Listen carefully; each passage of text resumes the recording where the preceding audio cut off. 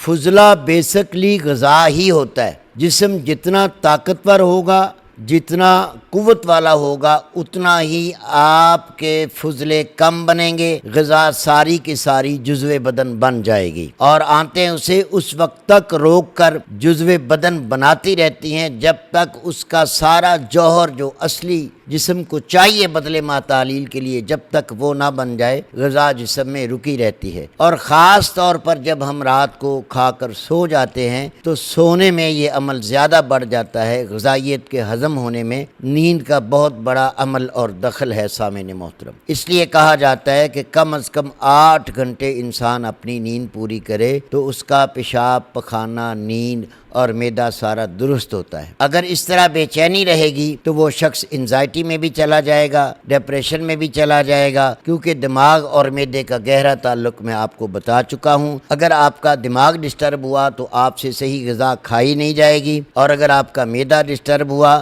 تو صحیح غذا ہضم نہیں ہوگی۔ ان دونوں کا چولی دامن کا ساتھ ہے، آپ کے گٹ اور آپ کے برین کا۔ تو اگر یہ دونوں چیزیں درست ہیں، غذا آپ نے طبع کے مطابق اچھی لے لی، پھر بھی تھوڑا بہت جو فضلہ وہ بنے گا اس کا اخراج ہونا ضروری ہے سامعین محترم۔ مطب ابن طبیب پر free online check up کیا جاتا ہے۔ ابھی ہمارے واٹس ایپ نمبر پر رابطہ کریں اور گھر بیٹھے اپنا مزاج معلوم کریں۔ اپنے مزاج کے مطابق غذائی چارٹ یا دوا کا کورس منگوائیں۔ آئیں فطری اور قدرتی طریقہ علاج کی طرف، مطب ابن طبیب کے ساتھ۔